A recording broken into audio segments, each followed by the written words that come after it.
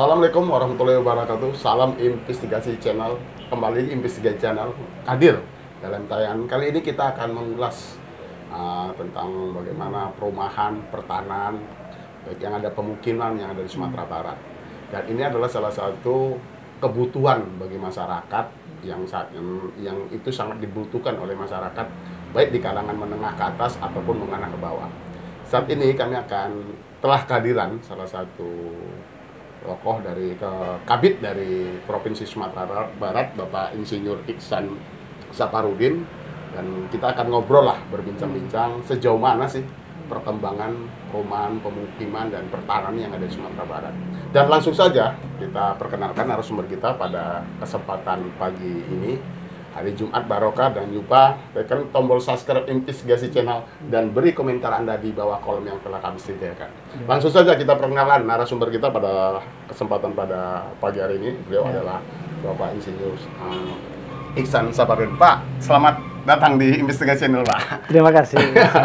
Oke, Pak, kita mau ngobrol-ngobrol, Pak. Kita mau bertanya. Ya. Sejauh ini kan, Pak, perumahan itu kan salah satu kebutuhan, artinya bagi masyarakat, bagi kebutuhan yang sangat dibutuhkan di tengah-tengah masyarakat, Pak. Kalau kami boleh tahu, sejauh ini, Pak, sudah berapa paket yang telah dikerjakan oleh dinas dari pemukiman itu, Pak? Terima kasih, Dek. Jadi kita meninjau kembali ke belakang, bahwasanya kita dinas Perumahan Rakyat, Kawasan Permukiman dan Pertanahan Provinsi Sumatera Barat itu merupakan salah satu OPD di pemerintah Provinsi Sumatera Barat. Nah, kita bergerak di bidang kawasan permukiman, di mana salah satu tugas pokok kita adalah mengurangi kawasan kumuh di Sumatera Barat. Jadi saat ini kawasan kumuh kewenangan provinsi, di mana luas kawasan permukiman antara 10 sampai 15 hektar. Jadi kita bagi-bagi kewenangan. 10 hektar ke bawah itu kewenangan kabupaten kota, 10 sampai 15 hektar itu kewenangan provinsi, 15 hektar ke atas itu kewenangan pusat. Nah, adapun kegiatan-kegiatan kita, salah satu indikator kawasan kumuh itu ada 7 indikator. Jadi pertama adalah rumah tidak layak huni dan ketidakteraturan tata letak perumahan di dalam satu kawasan. Kedua, pelayanan jalan permukiman. Ketiga, persentase dari pelayanan drainase dalam permukiman, persentase pelayanan air bersih, persentase pelayanan air limbah, sarana persampahan, dan sarana kebakaran. Jadi ada 7 indikator dan plus ruang terbuka hijau. Nah, dari indikator-indikator inilah kalau pelayanan terlayani dari sarana prasarana infrastruktur ini kurang dari 70%, maka dia masuk di dalam kawasan kumuh. Nah, inilah tugas-tugas kita. Jadi 7 indikator ini.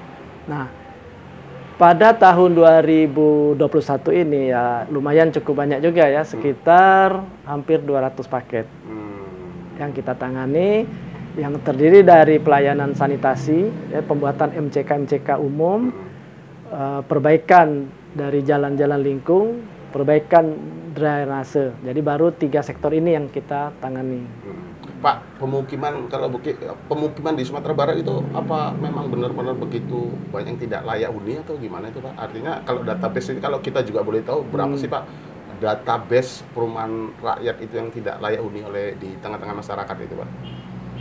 Kalau rumah yang tidak layak huni, kalau untuk kewenangan kita di kawasan kumuh itu kurang lebih sekitar 900 unit. 900 unit, Pak? 900 unit.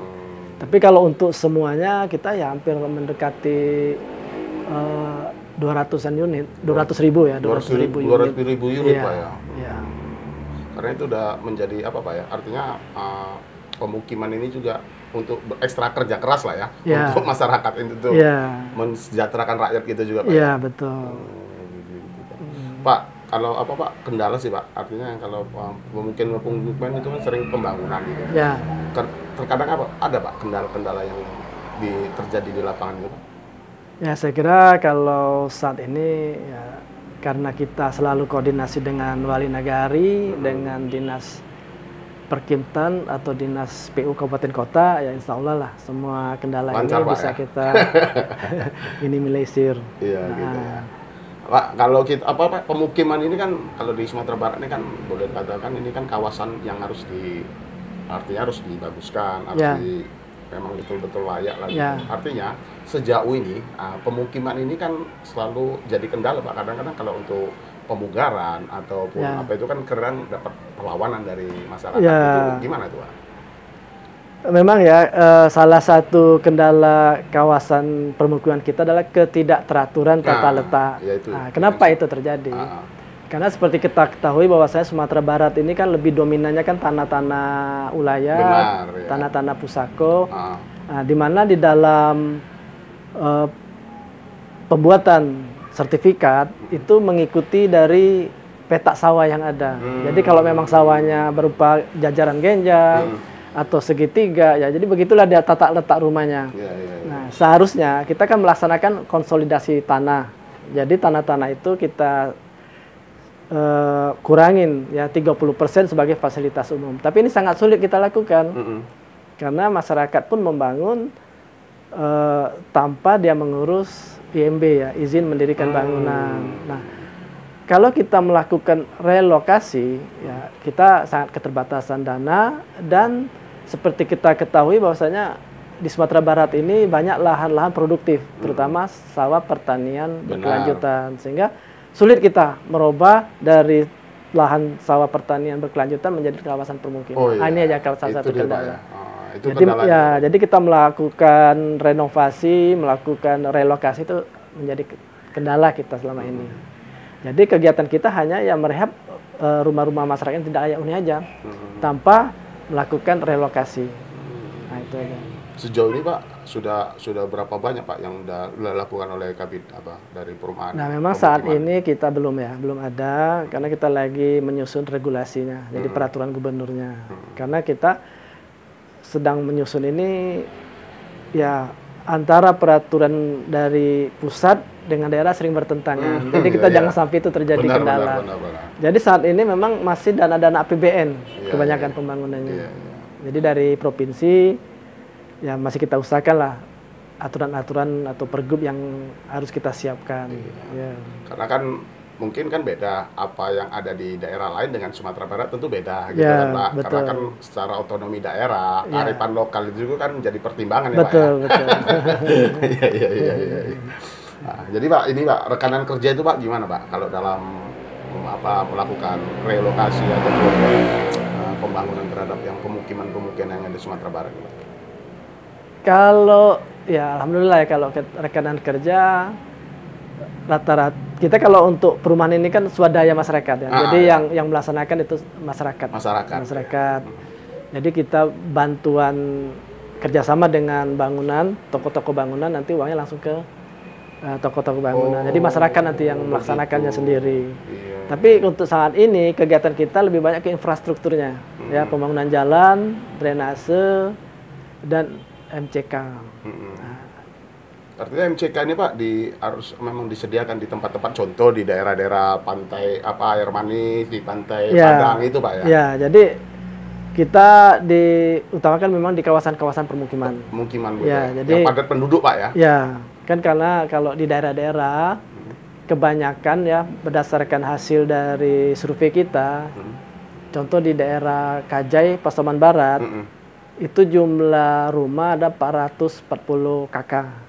Nah dari 440 KK itu hanya 90 rumah yang mempunyai kamar mandi. Iya, kamar mandi. Nah, selebihnya tidak. Karena kebiasaan masyarakat ya kekali Pak ya. Kekali. Iya. Nah, jadi kita membuat MCK komunal. Nah, jadi mungkin untuk supaya ini mudah di dalam perawatan, pemeliharaan, dan penanggung jawab itu biasanya di dekat-dekat masjid kita bangun. Jadi ada kerjasama dengan pengurus masjidnya dan wali nagari. Artinya berusaha semaksimal mungkin lah ya. Artinya dinas pemukiman ini untuk memberikan apa ya, layanan terhadap masyarakat itu Pak ya. Luar biasa. Cuma ada juga beberapa titik kita membangun di kawasan wisata ya. Tapi saat tahun ini kita bangun di Pasar Gompong, Pesisir Selatan. Pesisir Selatan ya, Pak, di pantai ya. Pokoknya tempat-tempat wisata itu harus ada lah Pak ya, MCK itu kan. Karena itu kan kadang jadi kendala juga Pak. Contoh kalau di Pantai Padang ataupun di pantai-pantai itu kalau tidak ada tempat apa MCK-nya itu kan agak repot juga gitu ya. Iya. Jadi Pak, kalau kita kalau kita berkembang lah sedikit kan, artinya saat ini kan kalau kita publik juga boleh tahu, masyarakat di kita ini ya boleh dikatakan ya masyarakatnya ekonomi ke bawah lah Pak ya. Kalau boleh dikatakan lebih banyak menengah ke bawah lah daripada menengah ke atas. Dari istilahnya infrastruktur dari perumahannya saja. Ini Pak, kalau apa nih artinya standarisasi pemukiman ataupun yang untuk layak huni lah Pak. Nah, itu kan punya standarisasi. Bagaimana Pak standarisasi yang ditetapkan oleh PU pemukiman ini Pak? Ya, standar kita ya untuk ukuran rumah itu satu orang itu 4 meter persegi. Itu ya, itu saya maksud. Ya, dan harus memenuhi syarat kesehatan dalam artian sirkulasi udaranya, sirkulasi cahayanya itu memenuhi syarat kesehatan. Jadi kalau misalnya kita satu keluarga ada 4 orang, itu kan berarti membutuhkan ruang minimal 16 meter persegi. Gitu Pak ya. Jadi sudah ada regulasinya tertentu tuh Pak ya untuk kawasan pemukim rumah yang sehat minimal, begitu. Minimal Pak ya, rumah yang sehat itu ya, layak huni Pak ya. Gitu dia Pak. Sejauh ini Pak kalau di kawasan kita ini gimana kira-kira?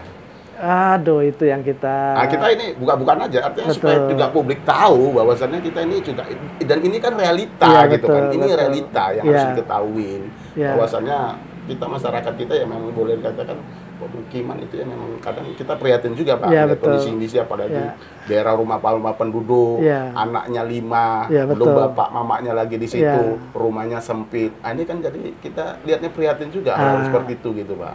Gitu Pak. Memang banyak kendala-kendala kayak gitu. Kadang kan ya anaknya 5 jadi ada 7 orang. Sementara rumahnya tidak ada kamar ya. Jadi tidur dia apa gitu. Ya itu memang kendala yang ada di lapangan, dan ini ya tugas kita bersama lah ya untuk mendata masyarakat yang rumahnya tidak layak. Karena kita itu realita memang terjadi karena ini makanya kami undang Bapak kemari untuk mensampaikan data berapa sih pemukiman yang tidak layak huni di masyarakat ini. Kalau kita sering jalan-jalan gitu kan, kita melihat gitu kondisinya memang sangat memprihatinkan gitu. Ya contoh kita di Minangkabau nih kan, anak perempuannya ada, anak laki-lakinya ada di situ. Kadang dengan kondisi rumah yang seperti itu gitu Pak, gitu kan. Ini kan satu apa juga gitu kan. Itu gimana Pak, dinas pemukiman ini Pak, untuk apa kan? Jadi kita untuk nasional kan satu data. Jadi Wali Nagari itu mengusulkan ke dinas kabupaten kota. Nanti dinas kabupaten kota lah yang menginput data ini semua. Jadi baik itu APBN maupun dari provinsi, jadi data dari kabupaten kota ini yang kita pakai. Iya. Jadi kita dapat info dari data dari kabupaten kota, itu yang kita pull up ya? Iya, betul. Iya. Kalau kita nggak tahu data gimana ya Pak ya? ya kita anggap sejahtera semua ya kan, pemukimannya itu layak huni gitu. Betul. Jadi kadang-kadang kita memang kalau melihat apalagi ya, oke lah kalau di Kota Padang ya, artinya daerah ini kan sudah begitu bukilnya maju. Kalau kita dilihat ke daerah-daerah itu, memang sangat luar biasa itu, sangat prihatin kita lihatnya gitu. Karena melihatnya kondisinya kan, ya terkadang ya kita masyarakat kita kan banyak petani, pada umumnya daerah ini kan petani. Iya betul. Lihat kondisi itu kadang-kadang, artinya sentuhan hadir tidak pemerintah di hal-hal melihat seperti ini gitu. Oke Pak, sekarang kita melebar sedikit kalau kita bicara apa? Kalau tadi kan sudah tentang pemukiman, sekarang masalah pertanahan juga Pak. Gimana Pak kalau lihat pertanahan di Sumatera Barat nih Pak?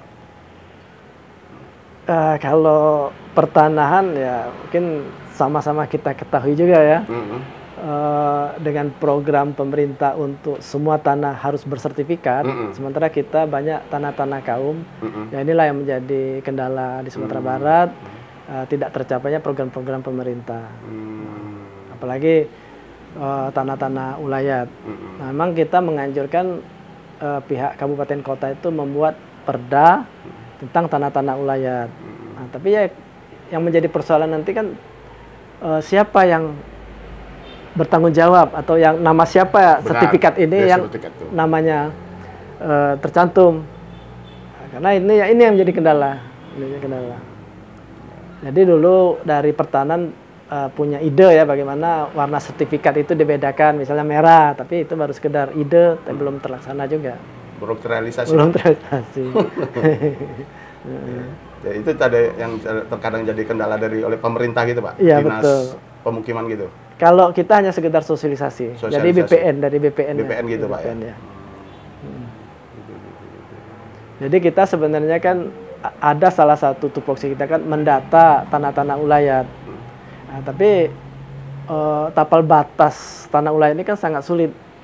Karena pada umumnya masyarakat ini kan batas ini kan hanya alam, misalnya batas sungai atau pohon, jadi tidak jelas. Nah, jadi ini yang menjadi kendala-kendala di kabupaten kota.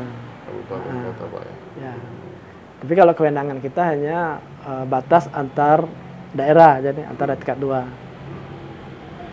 Jadi memang lebih dominannya kabupaten kota. Iya, Pak, ya. Karena mereka yang langsung di di pemerintahan setempat gitu ya. Jadi lebih tahu lah ya kan medannya gimana gitu ya. Jadi kita hanya sekitar memfasilitasi. Memfasilitasi ya. Betul. Luar biasa. Nah, pemukiman, Pak, karena gitu memang pemukiman pertanahan itu sangat artinya suatu kebutuhan, artinya itu kan kebutuhan pokok setiap manusia gitu kan, betul, Pak. ya. Artinya kalau memang tidak layak huni, maksudnya pertanahan ini kan sering kadang ribut. Ya. Dikeluarkan sertifikat, apalagi kita di sini ya kan. Nanti harus berapa orang menandatangani itu kan. Iya, gitu. betul.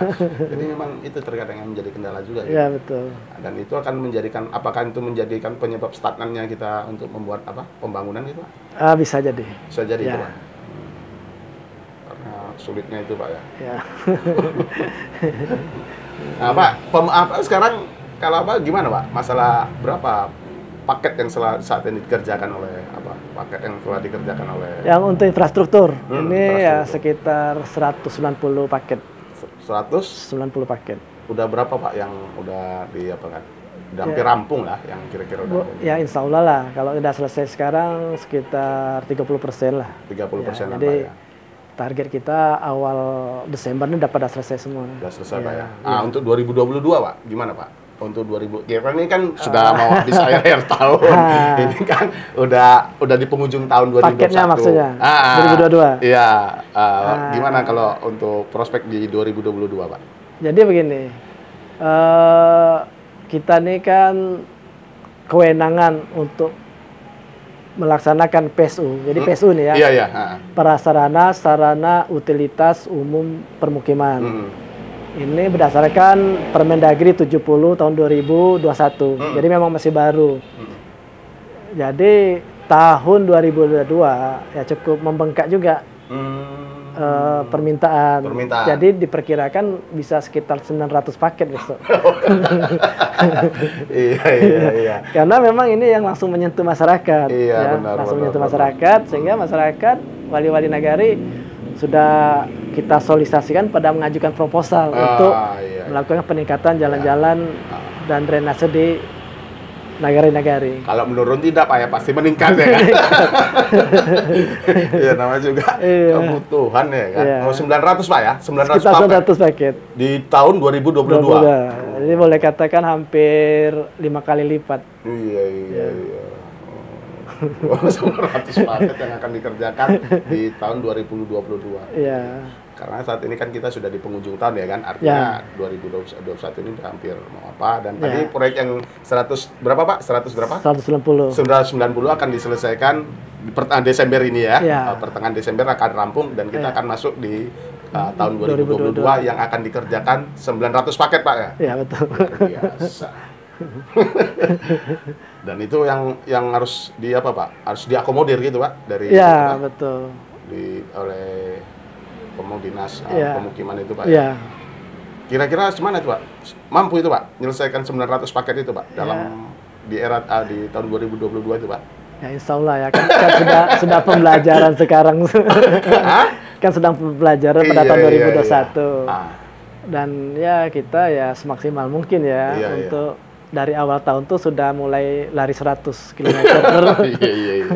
Karena kan tadi kata Bapak kan hampir 5 kali lipat naiknya kan? Betul. Ya 5 kali lipat menjadi 900 paket yang akan dikerjakan di tahun 2020. Dengan 12 bulan itu. Luar biasa itu kan.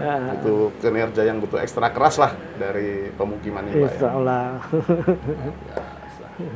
Nah Pak, kira-kira lah Pak, apa yang bisa disampaikan Pak dengan yang ke publik, ke masyarakat? Bahwasannya PU Dinas Pemukiman Perumahan Rakyat ini pertanahan ini juga berusaha semaksimal mungkin lah untuk memberikan fasilitas dan pelayanan terbaik bagi warga. Silakan Pak. Ya, jadi bahwasanya prasarana sarana utilitas umum itu merupakan pelayanan dasar dan harus menjadi perhatian kita bersama. Jadi kita ya provinsi seperti kita ketahui kan tidak mempunyai aset. Yang mempunyai aset adalah pemerintah daerah, baik itu pemerintah kabupaten kota maupun nagari. Jadi provinsi hanya membangun, dan untuk pemeliharaan selanjutnya adalah pemerintahan daerah atau pemerintah nagari atau masyarakat.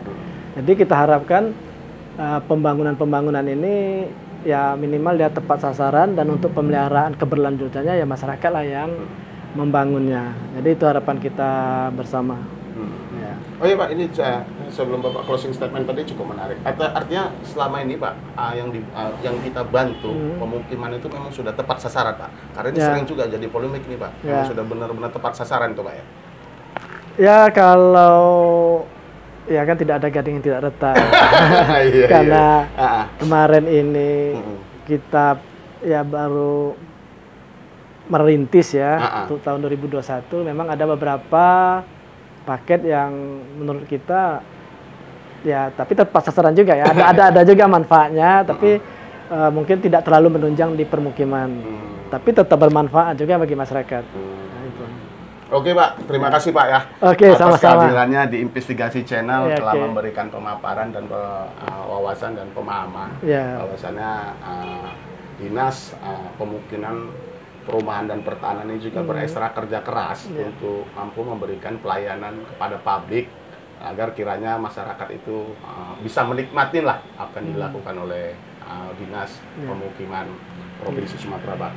Dan belum menegaskan bahwasannya kami ini hanya sebagai leadership yang kita terima input dari beberapa kabupaten kota yang akan kita mampu kita kerjakan. Dan